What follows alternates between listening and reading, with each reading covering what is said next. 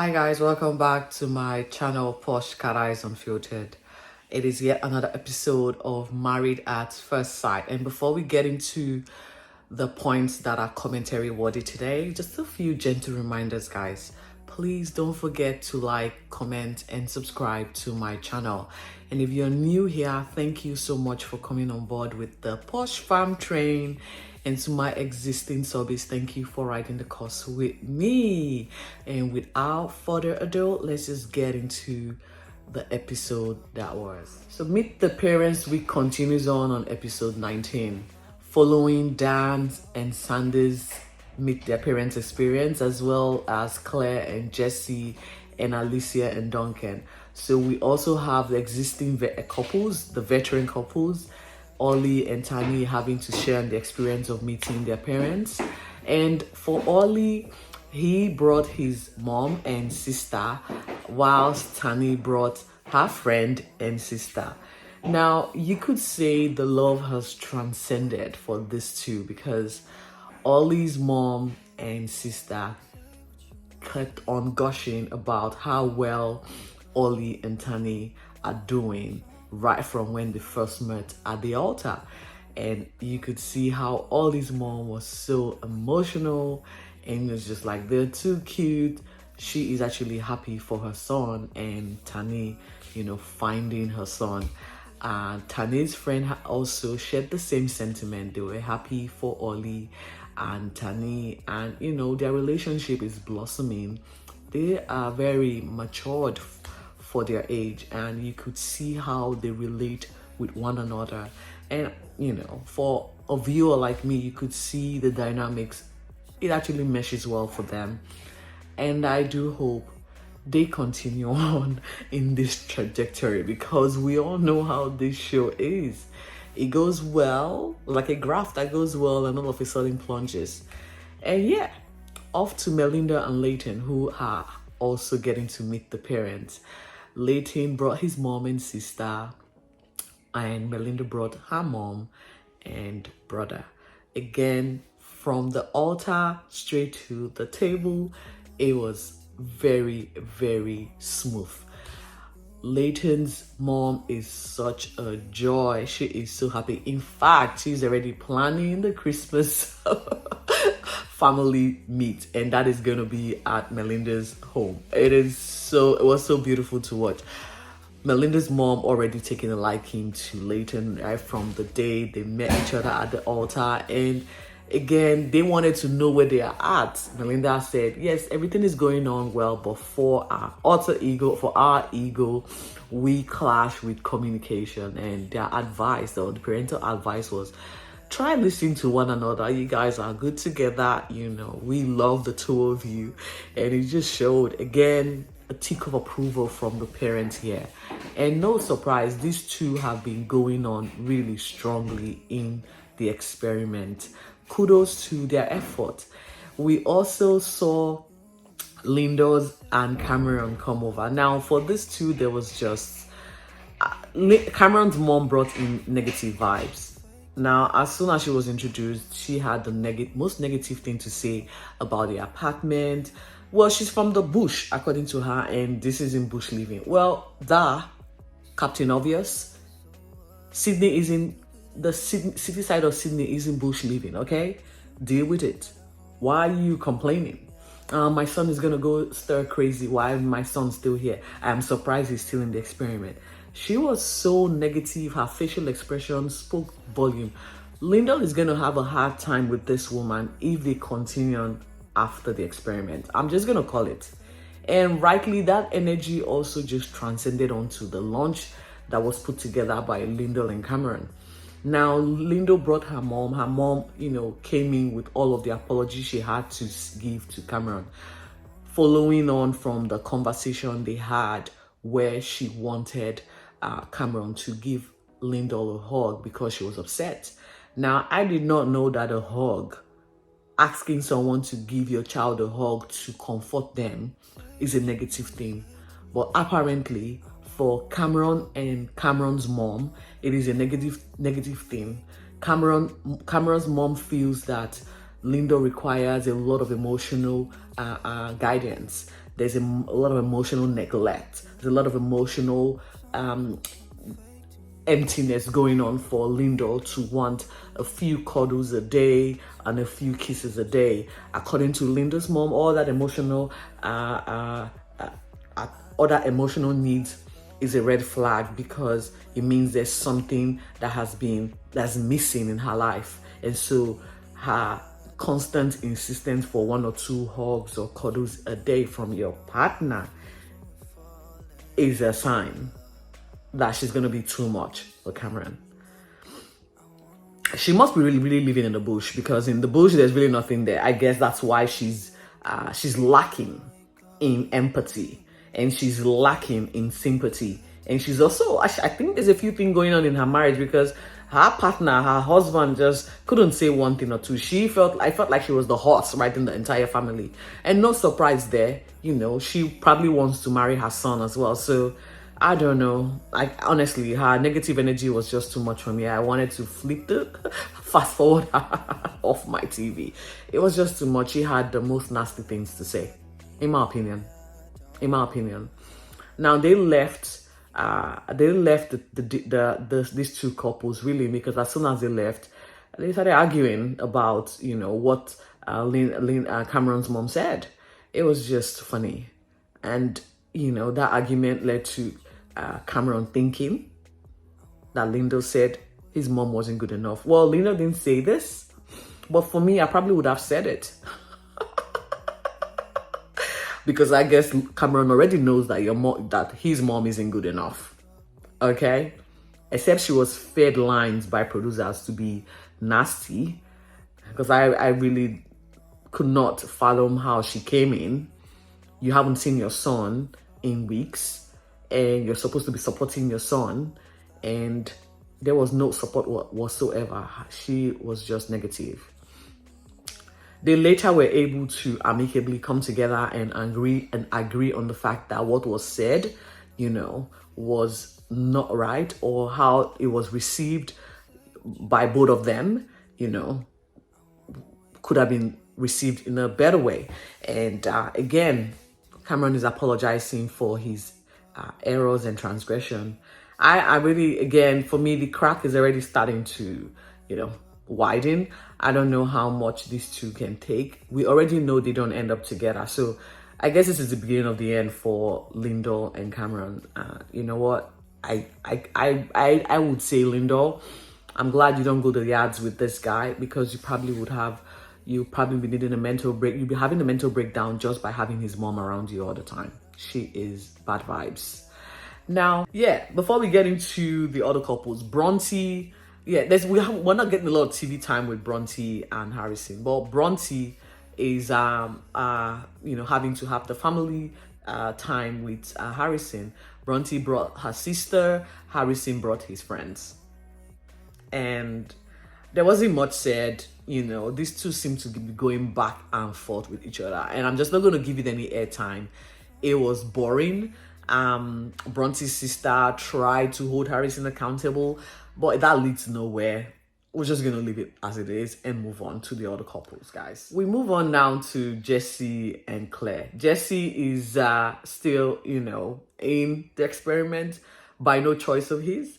And Claire is determined, to make amends however possible, whichever way possible. And she is really, really going for the apology, okay? And trying to win back Jesse. Now, for me, I'm thinking, all this effort she's putting, I hope down the track, because we're only halfway into the experiment. There's a few more episodes to go. Surely, something else is going to go wrong. And there's only so much this guy can take. And all of this effort by Claire, while it's worthy, to what end? Now, we see Claire, taking Jesse to one of his favorite spots, which is squash. And he's pleased, and giving her the benefit of that she's going the extra mile to make him happy. Next up, she also took him to his favorite pastime, which is music. And he loves the guitar. And so they went to a guitar store where of the, tried on a few guitars. He pulled a few strings and a few drum sessions between these two. You could see him grinning from ear to ear. It was like a kid in a candy store. He was so happy in his element and he felt good. And to finally crown the apology, she got him a guitar pickler, whatever, I'm not sure what it's called, as a gift, as well as a crystal. I can't remember the name of the crystal now, but it was a beautiful gesture by Claire, towards Jesse, who took it very well. And, Jesse, I'm sort of leaning toward, I'm now getting to like him. He's growing on me. Like, he's really growing on me. I can't, honestly, I don't think I would ever say this, because Jesse did not start off right in my books. But now he is just grown on me. I just want to give him a few cuddles and just tell him, you will be fine. And yeah, he accepted the crystal very well. He actually preferred the crystal to his favorite pastime. And I was like, wow, who knew? Claire has definitely indoctrinated you to the crystal world. Jesse, good on you. And I do hope that all of this effort isn't in vain. Now, I'm saying this from the point of view of how this show is like. It goes up and then the graph just plunges. And so I hope that consistency would be the theme for this too. That's my hope. Now, for the newbies, Hugo and Taylor, there's really nothing to see here.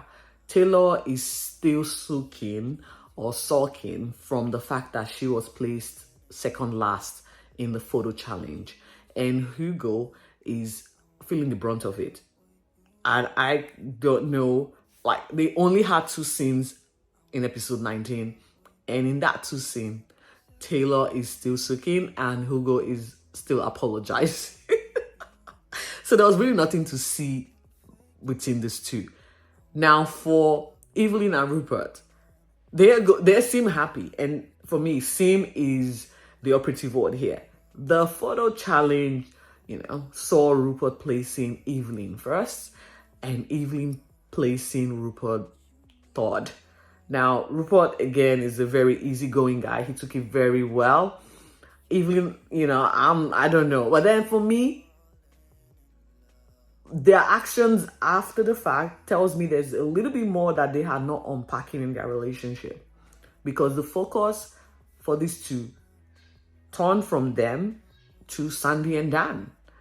And I am today's day old to know what bot dial means, because something along the line of having to mistakenly dial someone seem to be the drama for the night, and we'll get into that shortly. Before we get into the drama that is Dan and Sandy, we move over to Tani and Ollie, who have adopted a 13 fish from Adam and Janelle.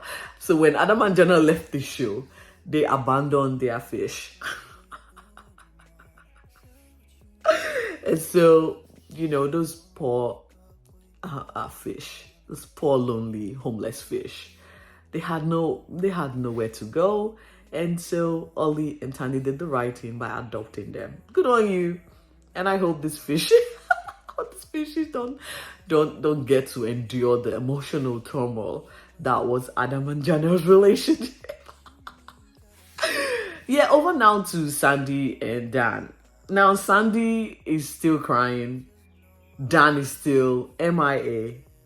Sandy woke up to Dan's leaving again for his gym, beach, run, walk sessions. Now, I do not know, because I'm not such a physical person. I'm not very active. But how do you go and be active for 6-10 hours in a day? How is that possible? You must not have a life. You must not have a job for you to every day go for runs, walks, what have you, for 10 hours straight. Now, permit me to say, I do not think it is physically possible to be that active. I don't think it's physically possible. But apparently, Dan can do it. And Sandy is over there reeling at the fact that he's not about their relationship, but more to his physical fitness. And the whole episode, he was gone. And that tells me there's something more that is going on when Dan leaves the experiment than just him going to the gym and walking and running by the beach. Something else is going on. But I'm not going to be the one to break it to Sandy. Sandy just needs to come to the realization herself, right? Instead of crying, because this crying is just doing her no good, in my opinion. And so, while she's still trying to wrap her head around the issues that is her relationship, she has gone on to confide, to Claire, seeking advice. Claire tells her, it's not in your head. He is not showing any effort, not putting in any work, and it appears he might not be into you. Duh, he said it a few times. He's not attracted to you. Yeah, Sandy kept using, we've been intimate. The expert said go work on your intimacy. They didn't say go have sexual relationship. Okay? Working on your intimacy is actually having the conversations, doing little things to see how compatible. Because Dan said there's no sexual chemistry between you guys. Okay? Yes. What do we do? How do we plan activities together to get us sexually attracted to each other before even considering the idea of being intimate? This is what I think. But apparently, Sandy read it wrong. And now she's paying the price. And so we move over to Rupert and Evelyn. The boys had a night out. And during this night out, things were said. And Rupert, or whatever, accidentally dowed Evelyn. And Evelyn calls it a butt down. I think Rupert did it on purpose because he wanted Evelyn to be like bear witness to all what went down. Now, these two came on to the show in an epic style because there was drama that, surrounded their entrance into the show. And so Evelyn has learned really quickly how to get camera time. And that is focus on other people's relationship and less about your situation. And that's exactly what these two are doing to get camera time. Rupert has got a few words to say. There's really nothing happening. I don't know what's going on there. And so during the conversation from the accidental butt down, nasty things were shared by Dan to the boys about Sandy. And according to Evelyn, it was disgusting. And she didn't want to keep it to herself. She was going to share it with Sandy. We see her trying to garner all of the energy or the courage that she needed to have this conversation with Sandy, to which she did. She had the conversation. She didn't really share exactly what was said. She didn't share because it was more, he said nasty things and that he shouldn't have said about you. He was very derogatory, whatever. And we saw Sandy break down once again in tears. And this time, she said, I wish I listened to my parents. Well, you should have, because when the show premiered, when I saw your nationality, I knew you're not going to be a success. You're not going to have a smooth run with this show. I've seen this show 10 seasons now. I'm pretty sure, Sandy, you would have seen a few episodes from the show or a few seasons from the show.